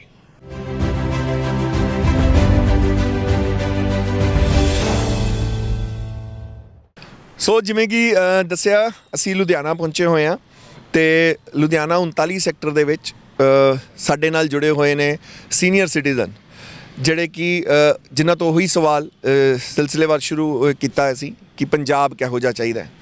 ਉਸੇ ਕੜੀ ਦੇ ਵਿੱਚ ਆਪਾਂ ਅੱਗੇ ਪੁੱਛਦੇ ਹਾਂ। ਨਮਸਕਾਰ ਜੀ। नमस्कार सर। सर थोड़ा अपने बारे में बताएं। I am Rajesh Sehgal from sector 39 Ludhiana east ward number 18 और मेरे प्रेजेंट एमएलए हैं मिस्टर संजय तलवार एंड मेरे प्रेजेंट काउंसलर हैं mister Vaneet Bhatia. I am basically from Kashmir settled here, ठीक है, having my own business out here. And कितनी देर होगी यहाँ पे? मैं सर 90 में आया था यहाँ पर। तो पंजाबी हो गए कि नहीं? अभी पंजाबी नहीं आती? नहीं, मैं तो वैसे जन्म भी मेरा पंजाब में ही हुआ था। पंजाबी से गल करो ना सर। एक्चुअली पंजाब वाली पंजाबी सर, अगर सपोजिंग मेरे से कोई मिस्टेकली गलत हो गया ना तो मेरा कोई, ठीक है, जितनी आती है उतनी मैं बात कर सकता हूँ। लेकिन ਮੈਨੂੰ ਇਹ ਲੱਗਦਾ ਹੈ ਕਿ ਆਪਾਂ ਪੰਜਾਬ ਦੀ ਗੱਲ ਕਰੀਏ ਤਾਂ ਸ਼ਾਇਦ ਤੁਹਾਡੀ ਜਿਹੜੀ ਉਹ ਟੁੱਟੀ ਫੁੱਟੀ ਵੀ ਪੰਜਾਬੀ ਹੋਏਗੀ ਨਾ, ਉਹ ਵੀ ਸਾਡੇ ਦਰਸ਼ਕਾਂ ਨੂੰ ਲੱਗੂਗੀ ਕਿ ਵਾਕਈ ਸਾਡਾ ਪੰਜਾਬੀ ਭਰਾ ਖੜਾ। ਸਰ ਐਸੇ 90 ਤਾਂ ਤੁਸੀਂ ਇੱਥੇ ਹੋ ਤੇ ਤੁਹਾਡਾ ਇੱਥੇ ਬਿਜ਼ਨਸ ਉਹ ਸਾਰਾ ਕੁਝ ਪੰਜਾਬ ਨੇ ਤੁਹਾਨੂੰ ਇੰਨਾ ਕੁਝ ਦਿੱਤਾ ਤਾਂ ਅਸੀਂ ਪੰਜਾਬੀ ਤਾਂ सर ऐसे है, बाई चांस अगर कुछ गलत लफ्ज निकल गया तो जो लोग मेरे को टारगेट कर रहे हैं ना तो वो और खींचने लगेंगे मेरे को, ठीक है। अब मैं इधर मैंने सबको सुना और मैं काफ़ी देर से देख रहा हूँ एंड माई ओनली कॉन्सेप्ट, मैं कभी इतना, I am not a political person. मैंने पिछली बार संजय तलवार जी को वोट दिया था और मैंने वनीत भाटिया को वोट दिया था एंड मैंने उनके लिए कैंपेनिंग की थी। I like these people very much. लेकिन मैं इस दौरान बड़ा शौक हुआ, मतलब एक किस्म का जैसे झटका लगता है ना बंदे को, वो झटका लगा। मैंने कभी नहीं देखा था कि टाइलों के ऊपर टाइलें लगती हैं। मैंने कभी नहीं देखा था उद्घाटन के ऊपर उद्घाटन, ठीक है। अभी थोड़े दिन कल या परसों चन्नी साहब आए हैं, ठीक है। 25 जनवरी 2018 में हमारे मनप्रीत बादल साहब आए थे, कैप्टन साहब ने भेजा था उनको क्योंकि वो कैबिनेट मिनिस्टर थे, ठीक है, कि यहाँ पर भी 4 जगह इनाग्रेशन कर दो। उन्होंने कॉलेज इनाग्रेट किया, उन्होंने क्या कहते हैं कि एग्जीबिशन सेंटर इनाग्रेट किया, उन्होंने क्लब इनाग्रेट किया, ये इनाग्रेट करके चले गए। उधर तख्ती भी लगी हुई है, बाकी 2 उड़ा दी ताकि किसी को पता ना चले कि चन्नी साहब आए हुए हैं, पता ना चले। एक बेवकूफ़ ने किसी ने छोड़ दी, वो मेरे हाथ लग गए, ठीक है। अब मेरे को समझ नहीं आ रही कि सियासत कहाँ तक पहुँच गई और हम लोग कितने बेवकूफ़ हो गए हैं कि वी गेट एक्साइटेड, ठीक है। वो आए हैं, अभी इनाग्रेशन करके गए दोबारा। अब मैं लोगों से पूछना चाहता हूँ कि आप नेक्स्ट इनाग्रेशन, अभी तो वो फिर से इनाग्रेशन करके गए, पहले मनप्रीत जी करके गए थे इनाग्रेशन, संजय तलवार जी ने करवाई थी, अब ये चन्नी साहब इनाग्रेशन करके। अब मैं लोगों से पूछना चाहता हूँ, आर यू वेटिंग फॉर कि नेक्स्ट टाइम राहुल गांधी आए फिर इनाग्रेशन करें? मतलब इनाग्रेशन क्यों इनाग्रेशन? ਨਹੀਂ ਉਹ ਤਾਂ ਲੋਕ ਹੀ ਕਹਿੰਦੇ ਨੇ ਕਿ ਉਹ ਵਾਅਦਿਆਂ ਦਾ ਮੁੱਖ ਮੰਤਰੀ ਹੈ। ਹੁਣ ਤੁਹਾਨੂੰ ਲੱਗਦਾ ਕਿ ਵਾਕਈ सर मैं तो चन्नी साहब के बारे में इतनी डिस्कशन नहीं करूँगा। मैं तो, क्योंकि मैंने वोट देना है मिस्टर तलवार को यहाँ पर, तो I just want to discuss about mister Talwar. जो बंदा स्विमिंग पूल के बारे में सोच रहा है, कोरोना चल रहा है अभी, एम आई राइट? कोरोना चल रहा है और कोरोना में पूरी दुनिया में स्विमिंग पूल बंद है। कोई खुला है तो मेरे को बताइए, कहीं भी कोई खुला, स्विमिंग पूल बंद है। इवन आई थिंक गेम्स में भी स्विमिंग के कॉन्सेप्ट नहीं हो रहे, लेकिन बंदा he is planning for swimming pool. This is basically common sense and planning. और मैं लोगों को एक बात समझाना चाहता हूँ, ये कोरोना का टाइम है, आप सब में किसी ने सोचा नहीं होगा कि पूरी दुनिया एकदम ठहर जाएगी। किसी ने नहीं सोचा था, किसी ने कभी ज़िंदगी में सोचा ही नहीं था कि सारे एयरपोर्ट्स बंद हो जाएंगे। This Punjab is seeing the first election in corona, am right? अगर इस बार किसी हमने टाइल के ऊपर टाइल वाले बंदों को सिलेक्ट कर लिया जो वफादार नहीं है, उसने तो खुद तो जाना ही जाना है, 101% श्योर। जो किसी के लिए गड्ढा खोदता है ना, वो गिरता ही गिरता है, ठीक है। लेकिन हम लोग अगर बिना सोचे समझे ऐसे लोगों को गाइड कर देंगे, जिता देंगे ना, ठीक है, तो हम अपने लिए गड्ढा खोदेंगे, क्योंकि कोरोना ने किसी को बख्शना नहीं है। आपके पास कितना टाइम होता है, ठीक है। सो मेरा जो मानना है, people should vote for a right candidate and I don't think, can I make this judgement? मैं कन्वे कर सकता हूँ? मैं तलवार साहब आपको बोलता हूँ, can I convey message to mister Talwar? मैं तलवार साहब आपको एक मैसेज देता हूँ। आई वुड लाइक, कभी भी you with your right hand man mister Vaneet Bhatia, एक जस्टिफिकेशन मेरे को दो कि अभी आपने 25 जनवरी 2018 को मनप्रीत बादल जी ने इनॉग्रेशन की थी एग्जीबिशन की और क्लब की, अब दोबारा चन्नी साहब से क्यों इनॉग्रेशन कराई? अब मेरे को बताओ, तीसरी बारी राहुल गांधी ने आके इनॉग्रेशन करनी है? मतलब हम लोग इतने बेवकूफ़ हैं, मतलब मेरे को समझ नहीं आ रही अभी बात कि सच्ची में जनता इतनी बेवकूफ़ है। अगर बेवकूफ़ है तो मतलब आई लिटली सरप्राइज्ड। ਬਿਲਕੁਲ, ਆਓ ਹੋਰ ਵੀ ਪੁੱਛੀਏ ਆਪਾਂ ਕਿ ਇਹ ਹਕੀਕਤ ਹੈ ਸਿਆਸਤਦਾਨਾਂ ਦੀ ਕਿ ਫੱਟੀਆਂ ਲਾਈ ਜਾਂਦੀਆਂ ਤੇ ਰੀਬਨ ਕੱਟਣ ਦੀ ਰੇਸ ਹੈ। ਗੱਲ ਤਾਂ ਇਹ ਕਰ ਰਹੇ ਸੀਗੇ ਕਿ ਹਾਲੇ ਸਿਰਫ ਟਾਈਲਾਂ, ਮੇਰੇ ਅੰਦਰੋਂ ਇਹ ਆਵਾਜ਼ ਆ ਰਹੀ ਸੀ ਟਾਈਲਾਂ ਛੱਡੋ, ਉੱਥੇ ਰਾਤੋਂ ਰਾਤ ਪਤਾ ਨਹੀਂ ਕਿੰਨੇ ਬੈਨਰ ਬਦਲਤੇ, ਹਰ ਬੱਸ ਦੇ ਮਗਰ ਚੰਨੀ, ਹਰ ਬੋਰਡ ਤੇ ਚੰਨੀ ਨਾਲ ਦੀ ਨਾਲ ਹੀ ਆ ਗਿਆ ਸੀ। ਤਾਂ ਸੋ ਇਹ ਸਿਆਸਤ ਹੈ। ਤੇ ਨਮਸਕਾਰ ਜੀ। मेरा नमस्कार जी, जतिंदर वर्मा, 32 ਸੈਕਟਰ ਮੇਰੀ ਰਿਹਾਇਸ਼ ਹੈ। ਤੇ ਮੈਂ ਪੰਜਾਬ ਦੇ ਹਾਲਾਤਾਂ 'ਚ ਇਹ ਦੱਸਣਾ ਚਾਹੁੰਦਾ ਕਿ ਜੋ ਅੱਜ ਦੇ ਹਾਲਾਤ ਆ ਪੰਜਾਬ ਦੇ ਇੰਨੇ ਮਾੜੇ ਹੋ ਗਏ ਆ ਕਿ ਸਾਡਾ ਨੌਜਵਾਨ ਜਿਹੜਾ ਪੜ੍ਹਿਆ ਲਿਖਿਆ ਅੱਜ ਕੱਲ੍ਹ ਖੇਤਾਂ ਦੇ ਵਿੱਚ ਨਸ਼ੇ ਕਰ ਰਿਹਾ, ਉਹਦੇ ਵੱਲ ਕਿਸੇ ਵੱਲ ਧਿਆਨ ਨਹੀਂ। ਹੁਣ ਭਾਈ ਸਾਹਿਬ ਨੇ ਦੱਸਿਆ ਕਿ ਸਵੀਮਿੰਗ ਪੂਲ ਦੇ ਓਪਨਿੰਗ ਹੋ ਰਹੇ ਆ, ਇਹਦੀ ਇੱਦਾਂ ਲੋੜ ਨਹੀਂ ਹੈਗੀ ਸਵੀਮਿੰਗ ਪੂਲ ਦੀ। ਅਸੀਂ ਜਵਾਨੀ ਬਚਾਉਣਾ ਚਾਹੁੰਦੇ ਹਾਂ ਕਿ ਹਾਂ ਵੀ ਜਿਹੜੇ ਸਾਡੇ ਨੌਜਵਾਨ ਨਸ਼ਿਆਂ ਨਾਲ, ਨਸ਼ੇ ਦੇ ਟੀਕੇ ਲੈ ਕੇ ਈਸਟ ਦੇ ਵਿੱਚ ਹੀ ਕਈ ਇੱਦਾਂ ਦੇ ਹੈਗੇ ਆ ਜਿਹੜੇ ਨਸ਼ੇ ਦੇ ਟੀਕੇ ਲੈਂਦੇ ਆ ਅਤੇ ਨਸ਼ਾ ਵਿਕਦਾ ਆ, ਪਰ ਉਹਦੇ ਵੱਲ ਕਿਸੇ ਵੱਲ ਧਿਆਨ ਨਹੀਂ ਹੈਗਾ। ਅਤੇ ਹੁਣ ਜਿਹੜੇ ਪੜ੍ਹ ਲਿਖ ਕੇ ਵੀ ਅਗਲੇ MBA ਕਰ ਲੈਂਦੇ ਆ, M.Tech ਕਰ ਲੈਂਦੇ, ਉਹਨਾਂ ਨੂੰ 10-12 ਹਜ਼ਾਰ ਦੀ ਨੌਕਰੀ ਮਿਲਦੀ ਇੱਥੇ ਜੀ। ਮਲਟੀਨੈਸ਼ਨਲ ਕੰਪਨੀ ਕੋਈ ਵੀ ਲੁਧਿਆਣੇ 'ਚ ਜਾਂ ਪੰਜਾਬ 'ਚ ਆ ਕੇ ਰਾਜੀ ਨਹੀਂ ਹੈਗੀ, ਉਹ ਸਭ ਨੋਇਡਾ, ਗੁੜਗਾਉਂ ਉੱਧਰ ਨੂੰ ਅਗਲੇ ਨੱਠਦੇ ਆ। ਕਿਉਂ ਨਹੀਂ ਆ ਕੇ ਰਾਜੀ? ਕਿਉਂਕਿ ਇੱਥੇ ਇੰਡਸਟਰੀ, ਇੱਥੇ ਦੇ ਹਾਲਾਤ ਹੈ ਨਹੀਂ। ਮਲਟੀਨੈਸ਼ਨਲ ਲੇਬਰ ਸਭ ਤੋਂ ਜ਼ਿਆਦਾ ਇੱਥੇ ਲੇਬਰ ਹੈਗੀ ਹੈ। ਅਗਰ ਆਪਾਂ ਹੋਜਰੀ ਦੀ ਗੱਲ ਕਰੀਏ, ਏਸ਼ੀਆ ਦੀ ਸਭ ਤੋਂ ਵੱਡੀ ਮਾਰਕੀਟ, ਹਰ ਪੱਖੋਂ ਇਹ ਸਹੀ ਹੈ, ਜੋਗ੍ਰਾਫੀਕਲੀ ਲੁਧਿਆਣਾ ਸਹੀ ਹੈ, ਮੰਡੀ ਗੋਬਿੰਦਗੜ੍ਹ ਬਿਲਕੁਲ ਨਾਲ ਲੱਗਦਾ, ਉਹ ਇੰਡਸਟਰੀ, ਇਹਦਾ ਮਤਲਬ ਕਿਤੇ ਨਾ ਕਿਤੇ ਸਿਆਸਤਦਾਨਾਂ ਦੀ ਘਾਟ ਹੈ, ਇਹ ਇੰਡਸਟਰੀ ਨਹੀਂ ਆ ਰਹੀ। ਨਹੀਂ, ਮਲਟੀਨੈਸ਼ਨਲ ਇੰਡਸਟਰੀ ਤਾਂ ਨਹੀਂ ਆ ਰਹੀ ਕਿਉਂਕਿ ਜਿਹੜੇ ਇੱਥੇ ਪੋਲੀਟੀਕਲ ਬੰਦੇ ਆ ਜੀ, ਉਹਨਾਂ ਨੇ ਆਪਣੇ, ਜਿਹੜੀ ਮਲਟੀਨੈਸ਼ਨਲ ਕੰਪਨੀਆਂ ਉਹਨਾਂ ਨੇ ਆਪਣੇ ਕਮਿਸ਼ਨਾਂ ਬੰਨ ਲੈਂਦੇ ਆ ਕਿ ਇੰਨੇ % ਸਾਨੂੰ ਕਮਿਸ਼ਨ ਦਿਓ ਤਾਂ ਤੁਹਾਡੀ ਇੰਡਸਟਰੀ ਚੱਲੂਗੀ। ਪਿੱਛੇ ਜੇ ਹੋਇਆ ਸੀਗਾ ਕਿ ਇੱਕ ਆਪਣੇ, ਮੈਂ ਨਾਂ ਨਹੀਂ ਲੈਣੇ ਚਾਹੁੰਦਾ, ਉਹਦੇ ਕਿਸੇ ਫੈਕਟਰੀ 'ਚ ਸਾਡੇ ਕੋਈ ਲੀਡਰ ਗਏ ਵਾਸ਼ਰੂਮ ਕਰਨ ਕਿ ਹਾਂ ਵੀ ਇਹ ਤੁਹਾਡੀ ਫੈਕਟਰੀ ਵਾਸ਼ਰੂਮ ਕਰਨਾ। ਚਲੋ ਇਸ ਬਹਾਨੇ ਉਹ ਦੇਖਣ ਚਲੇ ਗਏ, ਲਿਆ ਵੀ ਤੁਹਾਡੀ ਫੈਕਟਰੀ ਦੇਖ ਲੈਂਦੇ ਆ। ਉਹ ਕਹਿੰਦਾ ਜੀ ਠੀਕ ਹੈ, ਬਹੁਤ ਵਧੀਆ। ਕਹਿੰਦਾ ਯਾਰ ਕਿੰਨੇ ਦੀ ਆਈਟਮ ਵੇਚਦੇ ਹੋ? ਕਹਿੰਦਾ ਜੀ 18 ਰੁਪਏ ਦੀ। ਕਹਿੰਦਾ ਇਹਨੂੰ 20 ਰੁਪਏ ਕਰ ਦਿਓ, 1 ਰੁਪਇਆ ਸਾਡਾ ਰੱਖ ਲਓ ਅਤੇ 1 ਰੁਪਇਆ ਤੁਸੀਂ ਪ੍ਰੋਫਿਟ ਕਮਾ ਲਓ। ਚਲੋ ਤੁਸੀਂ ਨਾਮ ਨਾ ਲੈਣਾ। ਹਾਂ, ਦੇਖੋ ਇਹ ਇਨਸੀਡੈਂਟ ਹੋਇਆ, ਤੁਸੀਂ ਉਸ ਸਿਆਸਤਦਾਨ ਦਾ ਬਿਲਕੁਲ ਨਾਮ ਨਾ ਲਓ, ਹੋ ਸਕਦਾ ਕਿਉਂਕਿ ਇਹ ਹੋਵੇ ਵੀ ਕਿ ਸ਼ਾਇਦ ਕੁਝ ਬਾਇਸ। ਬਿਲਕੁਲ। ਪਰ ਇਹ ਦੱਸੋ ਕਿ ਉਹਦੀ ਪਹਿਲੀ ਵਾਰੀ ਉਹ MLA ਜਾਂ ਮਿਨਿਸਟਰ ਬਣਿਆ? ਨੋ, ਉਹ ਕਾਫੀ ਚਿਰ ਤੋਂ ਬੰਦੇ ਆ ਰਹੇ। ਦੇਖੋ ਫਿਰ ਉਹਦਾ ਜ਼ਿੰਮੇਵਾਰ ਕੌਣ ਹੈ? ਉਹਦਾ ਜ਼ਿੰਮੇਵਾਰ ਕੌਣ ਹੈ? ਆਪਾਂ ਹੀ ਆ ਨਾ। ਆਪਾਂ ਵੀ ਹੈਗੇ ਆ ਪਰ ਪਬਲਿਕਲੀ ਬਾਅਦ 'ਚ ਸਮਝਦੀ ਆ ਕਿ ਅਸੀਂ ਗਲਤ ਕਰ ਬੈਠੇ ਆ।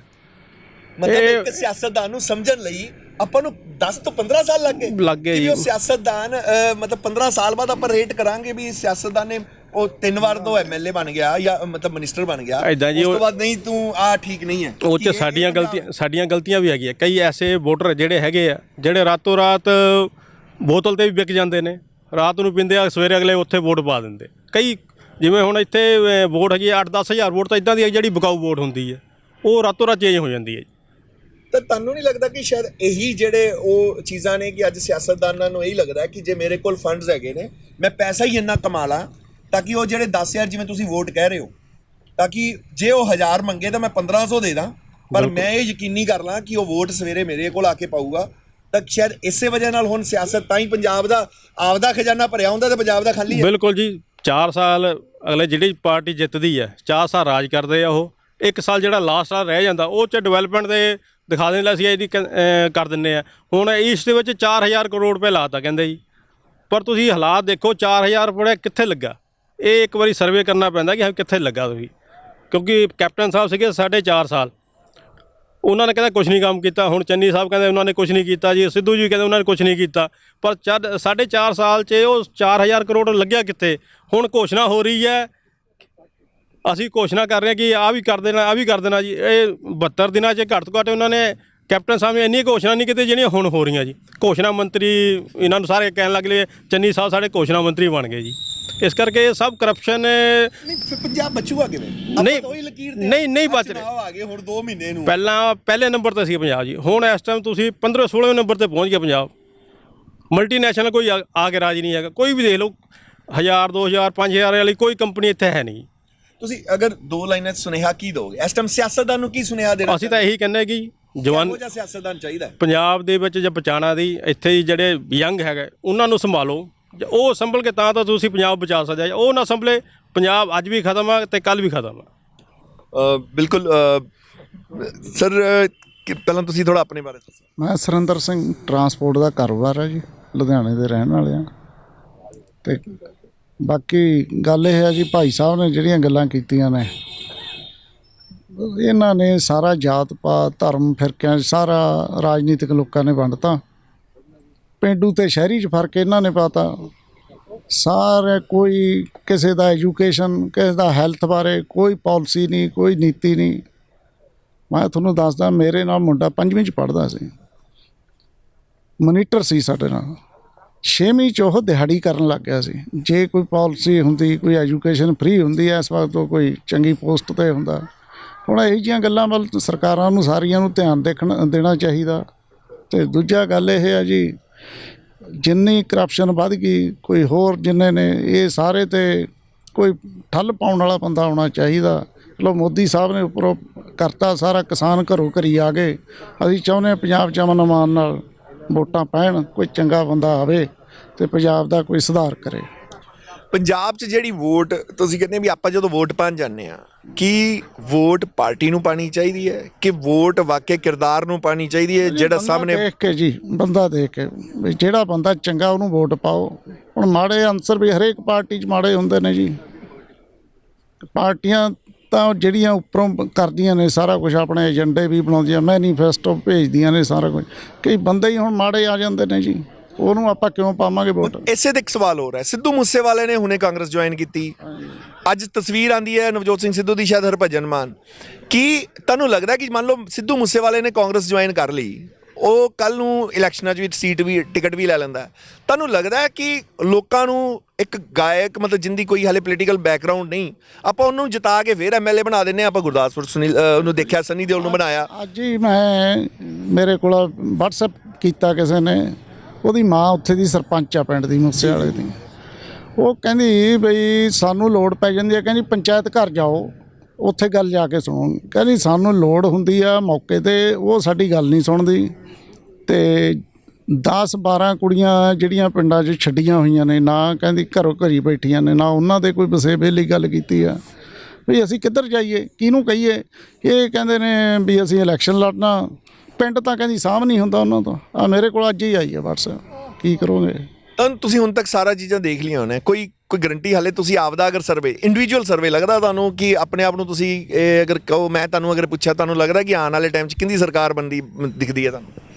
ਦੇਖੋ ਜੀ, ਸਮਾਂ ਲੱਗੂਗਾ, ਜੇ 15-20 ਦਿਨ 'ਚ ਸਪਸ਼ਟ ਹੋ ਜੂਗੀ ਬਈ ਕਿਵੇਂ, ਕਿਹੜੇ ਬੰਦੇ ਆਉਂਦੇ ਨੇ। ਜੀ ਤਾਂ ਭੰਨ ਤੋੜ ਹੋ ਰਹੀ ਹੈ ਨੇ, ਕੋਈ ਕਿੱਧਰ ਜਾ ਰਿਹਾ, ਕੋਈ ਕਿੱਧਰ ਜਾ ਰਿਹਾ। ਬਣੀ ਪਈ ਹੈ ਹਲੇ ਤਾਂ, ਖਿਚੜੀ ਬਣੀ ਪਈ ਹੈ ਜੀ, ਹਲੇ ਤਾਂ ਕੋਈ ਨਹੀਂ ਪਤਾ ਲੱਗਦਾ ਹੈਗਾ। ਆਮ ਆਦਮੀ ਪਾਰਟੀ ਦਾ ਕਿਵੇਂ ਤੁਹਾਨੂੰ ਦਿਖਦਾ? ਦੇਖੋ ਜੀ, ਕੁਝ ਸਮੇਂ ਬਾਅਦ ਹਰੇਕ ਬੰਦੇ ਨੂੰ ਲੱਗਦਾ ਵੀ ਕੋਈ ਨਵੀਂ ਚੀਜ਼ ਮੂਹਰੇ ਆਉਣੀ ਚਾਹੀਦੀ। ਇਹਨਾਂ ਨੇ ਤਾਂ ਕਰਿਆ ਕੱਖ ਨਹੀਂ। ਤੁਹਾਨੂੰ ਲੱਗਦਾ ਹੈ ਕਿ ਮਤਲਬ ਇੱਕ ਸੋਚ ਤਾਂ ਨਵੀਂ ਲੈ ਕੇ ਆਏ ਸੀ, ਪਰ ਉਹ ਲੋਕਾਂ ਦੇ ਉਸ ਤੇ ਖਰੇ ਨਹੀਂ ਉਤਰੇ, ਕਿਉਂਕਿ ਤਿੱਲੋ ਤਿੱਲੀ ਹੋ ਗਈ ਆਮ? ਨਹੀਂ ਉਤਰੇ ਜੀ, ਬਿਲਕੁਲ ਨਹੀਂ ਉਤਰੇ ਹੈਗੇ। ਕੰਮਕਾਰ ਜਮੇ ਹੀ ਰੁਲੇ ਪਏ ਨੇ। ਕਿਸੇ ਰਿਕਸ਼ੇ ਵਾਲੇ ਨੂੰ ਪੁੱਛ ਲਓ, ਉਹਨੂੰ ਵੀ ਦਿਹਾੜੀ ਨਹੀਂ ਪੂਰੀ ਮਿਲਦੀ। ਇੱਕ ਪੱਲੇਦਾਰ ਜਿਹੜਾ ਜਾਂਦਾ ਦਿਹਾੜੀ ਕਰਨ, ਉਹਨੂੰ ਤਾਂ ਕੀ ਮਿਲਣੀ ਆ? ਤੇ ਇੱਥੋਂ ਜੇ ਆਪਾਂ ਨਸ਼ੇ ਦੀ ਗੱਲ ਕਰੀਏ, ਕੀ ਤੁਹਾਨੂੰ ਲੱਗਦਾ ਕਿ ਵਾਕਈ ਨਸ਼ੇ ਦੇ ਕੋਈ ਠੱਲ ਪਈ ਹੈ? ਕੋਈ ਨਹੀਂ ਪਈ ਜੀ ਠੱਲ ਠੁੱਲ ਤਾਂ ਤੁਹਾਡੇ ਸਾਹਮਣੇ ਹੀ ਆ। ਹਰੇਕ ਪਾਸੇ ਜਾ ਕੇ ਦੇਖ ਲਓ, ਚਿੱਟਾ, ਕਾਲਾ, ਨੀਲਾ, ਪੀਲਾ ਸਭ ਵਿਕੀ ਜਾਂਦੇ ਆ। ਤੇ ਰੇਤੇ ਤੇ ਮਤਲਬ ਹੁਣ ਮੈਂ ਤਾਂ ਬੋਰਡ ਬੜੇ ਪੜ੍ਹ, ਤੇਲ ਹੈ, ਰੇਤਾ ਕਰਤਾ ਮੁਫਤ, ਚੰਨੀ ਜੀ ਦਾ ਮੱਥ ਜੋੜ ਕੇ ਖੜੇ ਨੇ। ਕੁਛ ਨਹੀਂ ਹੈਗਾ ਜੀ, ਇਹ ਬਸ ਗੱਲੀਂ ਬਾਤੀਆਂ ਹੀ ਆ। ਗੱਲੀਂ ਬਾਤੀ ਜਿਵੇਂ ਆਪਾਂ ਮਰਜ਼ੀ ਜਿਵੇਂ ਪਕੌੜੇ ਪਕਾਈ ਜਾਈਏ, ਕੋਈ ਮਤਲਬ ਨਹੀਂ ਬਣਦਾ ਇਹਦਾ। ਤੁਸੀਂ ਐਂ ਦੱਸੋ ਵੀ ਆਪਣੇ ਬਿਜ਼ਨਸ ਕਿੱਥੇ ਜਾ ਰਹੇ ਨੇ? ਸਾਡਾ ਆਪਦਾ ਖੁਦ ਬਿਜ਼ਨਸ ਹੈ, ਐਡਾ ਤਕੜੇ ਕੰਮ ਤੌਰ 'ਤੇ ਅਸੀਂ ਕੰਮ ਕਰਦੇ ਸੀ, ਜਮੇ ਹੀ ਰੁਲੇ ਪਏ ਆ। ਸਾਨੂੰ ਸਬਸਿਡੀ ਨਹੀਂ ਦਿੱਤੀ ਸਰਕਾਰ ਨੇ, ਸਿਰਫ ਕਿਸਾਨਾਂ ਦੇ ਉਹਦੇ ਕਰਕੇ ਵੀ ਖੁੰਦਕ ਕਰਕੇ। ਸਾਡਾ ਐਗਰੀਕਲਚਰ ਡਿਪਾਰਟਮੈਂਟ ਆ, ਸਬਸਿਡੀ ਨਹੀਂ ਮਿਲੀ ਹੈਗੀ। ਸਰ ਜੀ ਅੱਜ ਵੀ 1500-2000 ਮਸ਼ੀਨ ਪਈ ਆ। ਗਾਂ ਰੀਪਰ ਦਾ ਸੀਜ਼ਨ ਸ਼ੁਰੂ ਹੋ ਗਿਆ, ਹੈਪੀ ਸੀਡਰ ਉੱਥੇ ਹੀ ਖੜਾ। ਹੁਣ ਸਿਆਸਤਦਾਨਾਂ ਨੂੰ ਸਵਾਲ ਪੁੱਛੇ ਜਾਂਦੇ ਨੇ ਤੁਸੀਂ ਦੇਖਿਆ ਹੋਣਾ ਪਹਿਲ ਮੈਨੂੰ ਜਿੱਦ ਤੱਕ ਲੱਗਦਾ ਮੈਂ ਹਾਲੇ ਤੱਕ ਇਹੋ ਜਿਹੀ ਸਿਆਸਤ ਨਹੀਂ ਦੇਖੀ ਸੀ। ਮੈਨੂੰ ਇਹ ਲੱਗਿਆ ਕਿ ਜੇ ਪਿੰਡ 'ਚ ਵੜਦੇ ਨੇ ਪਹਿਲਾਂ ਸਵਾਲ ਪੁੱਛਦੇ ਨੇ ਕਿ ਪਹਿਲਾਂ ਦੱਸ ਕਰੇਗਾ ਕਿਵੇਂ, ਚਾਹੇ ਉਹ ਪਿੰਡ ਦੀ ਗੱਲ ਕਰ ਲਈਏ ਚਾਹੇ ਕਿਸੇ ਵੀ ਆਪਾਂ ਸ਼ਹਿਰ ਦੀ ਗੱਲ ਕਰ ਲਈਏ, ਸਿਆਸਤਦਾਨਾਂ ਨੂੰ ਸਵਾਲ ਸ਼ਾਇਦ। ਭਗਵੰਤ ਮਾਨ ਦੀ ਇੱਕ ਵੀਡੀਓ ਦੇਖਦਾ ਸੀ, ਉਹ ਕਹਿੰਦਾ ਅੱਜ ਕੱਲ੍ਹ ਦੀ ਸਰਕਾਰ ਦਾ ਕੰਮ ਇਹ ਆ ਵੀ ਇੱਕ ਨਾ ਦਾਜ ਦਹੇਜ ਇਕੱਠਾ ਕਰ ਲਿਆ, ਕੁੜੀ ਵਿਆਹੁਣੀ ਸੀ, ਦਾਜ ਦਹੇਜ ਇਕੱਠਾ ਕਰ ਲਿਆ ਤੇ ਡਾਕੂਆਂ ਨੂੰ ਲੱਗ ਗਿਆ ਪਤਾ, ਉਹ ਆ ਕੇ ਸਾਰਾ ਸੋਨਾ ਲੀੜਾ ਲੱਪੜ ਸਾਰਾ ਇਕੱਠਾ ਕਰਕੇ ਲੈ ਗਏ ਉਹਨਾਂ ਦਾ। ਤੇ ਜਾਂਦੇ ਹੋਏ ਕਹਿੰਦੇ ਵੀ ਕਿਹਦੀ ਕੁੜੀ ਦਾ ਵਿਆਹ ਵਾ, ਕਹਿੰਦੇ ਜੀ ਆਹ ਕੁੜੀ ਦਾ ਵਿਆਹ ਵਾ, ਇਹਦਾ ਪਿਓ ਆ, ਉਹਨੂੰ 500 ਰੁਪਈਆ ਸ਼ਗਨ ਦੇ ਗਏ। ਦੂਏ ਦਿਨ ਪੁਲਿਸ ਆਉਂਦੀ ਆ, ਕਹਿੰਦੇ ਜੀ ਕਿਹਨੇ ਡਾਕਾ ਮਾਰਿਆ ਤੁਹਾਡੇ, ਕਹਿੰਦੇ ਡਾਕੂ ਜਿਹੜੇ ਸੀਗੇ ਡਾਕੂ ਤਾਂ ਬਹੁਤ ਵਧੀਆ ਸੀਗੇ ਵੀ ਬੰਦੇ ਭਲੇ ਮਾਨਸ ਦੇਖੇ ਜਾਂਦੇ, ਕੁੜੀ ਨੂੰ ਕਹਿੰਦੇ 500 ਰੁਪਈਆ ਸ਼ਗਨ ਦੇ ਗਏ। ਉਹ ਕੰਮ ਹੁਣ ਸਰਕਾਰ ਕਰ ਰਹੀ ਹੈ, ਜਿਹੜਾ ਚੰਨੀ ਦੇ ਥਰੂ ਹੋ ਰਿਹਾ ਵਾ, ਉਹ ਕੰਮ 500 ਰੁਪਈਆ ਸ਼ਗਨ ਵਾਲਾ ਸਰਕਾਰ ਕਰ ਰਹੀ ਹੈ। ਬਿਲਕੁਲ ਤੁਸੀਂ ਦੇਖਿਆ ਵੀ ਕਿਵੇਂ ਕੁਝ ਹੋਰ ਕਹਿਣਾ ਚਾਹ ਰਹੇ ਸੀ ਇਹਨਾਂ ਨੇ, ਪਿੱਛੋਂ ਮੈਨੂੰ ਆਵਾਜ਼ ਮਾਰੀ कि मैं इस पर कुछ करना। हाँ जी सर। आपने एक सबसे सवाल किया कि सियासत था हम लोगों को पंजाब को क्या करना चाहिए, this is what you ask somebody, ठीक है। मैं एक सबको बोलता हूँ, नेताओं ने बदलना नहीं है, नेताओं ने बिल्कुल नहीं बदलना।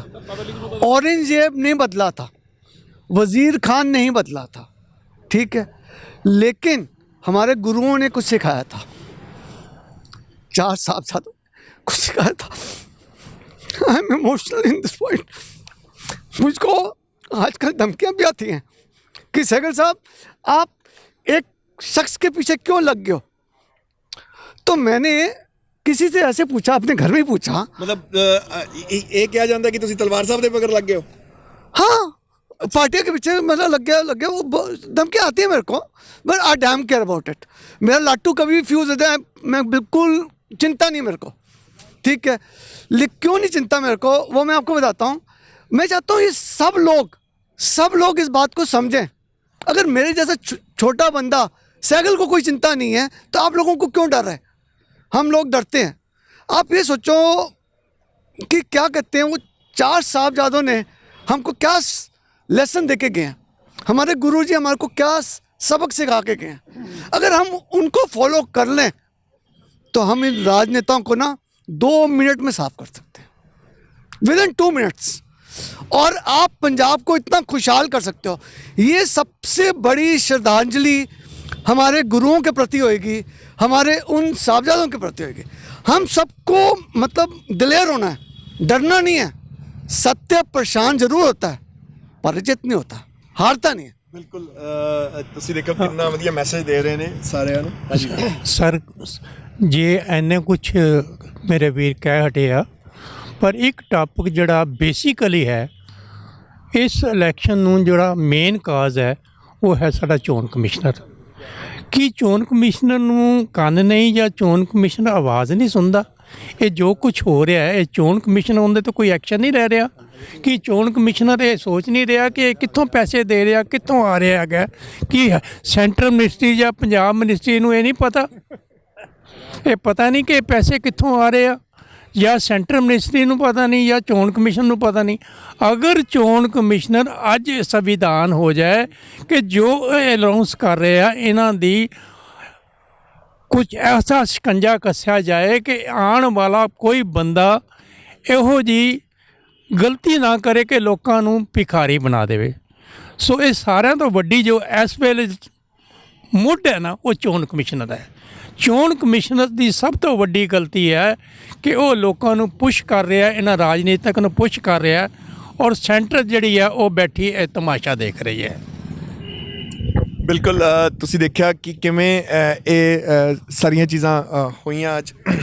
ਅੱਜ ਅਸੀਂ ਪਹੁੰਚੇ ਸੀਗੇ ਲੁਧਿਆਣਾ ਦੇ ਵਿੱਚ, ਕੋਸ਼ਿਸ਼ ਕੀਤੀ ਕਿ ਫਿਰ ਤੁਹਾਨੂੰ ਸਾਰਿਆਂ ਨੂੰ ਰੂਬਰੂ ਕਰਾਇਆ ਜਾਏ ਕਿ ਸਵਾਲ ਉਹੀ ਲੈ ਕੇ ਚੱਲੇ ਹੋਏ ਆ, ਕਿਹੋ ਜਿਹਾ ਪੰਜਾਬ ਚਾਹੀਦਾ।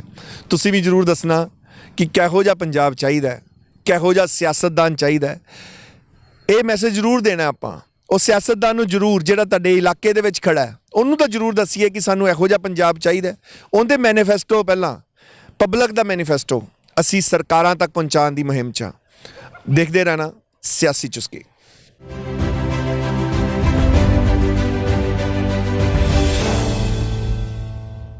Please subscribe our channel and press the bell icon ਤਾਂ ਕਿ ਕੋਈ ਵੀ ਨਵੀਂ ਅਪਡੇਟ ਤੁਸੀਂ ਬਿਲਕੁਲ ਵੀ ਮਿਸ ਨਾ ਕਰੋ।